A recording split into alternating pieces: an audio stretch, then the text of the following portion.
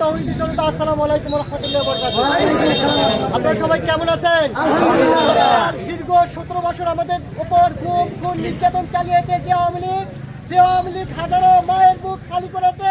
যে আওয়ামী লীগের নির্যাতনের মধ্য দিয়ে হাজার হাজার ভাই এখনো বন্ধুত্ব বরণ করে হাসপাতালের বেডে মানবতার জীবন যাপন করছে।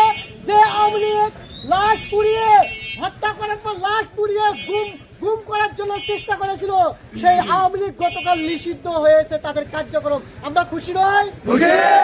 সকলে আল্লাহর দরবারে উচ্চ কণ্ঠে শুকরিয়া আদায় করি, সকলে বলে আলহামদুলিল্লাহ।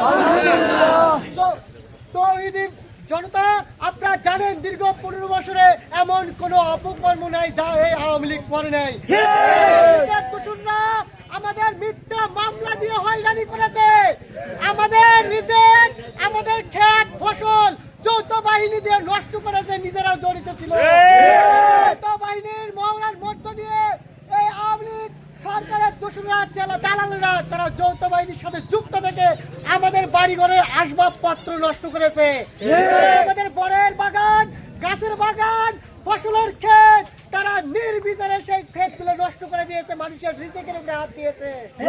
সম্মানিত উপস্থিতি, সেই আওয়ামী লীগ সরকার যারা গর্ব করে বলেছিল 2041 সাল পর্যন্ত তারা ক্ষমতায় থাকবে, কোথায় আজ আওয়ামী লীগ, কোথায় আছে শেখ হাসিনা? সেই দম্ভ কিন্তু টিকে নেই, তাই দম্ভ টিকে নেই, তারা সেই মামার বাড়ি দিল্লি গিয়ে তাদের স্থান হয়েছে। খুবই খারাপ।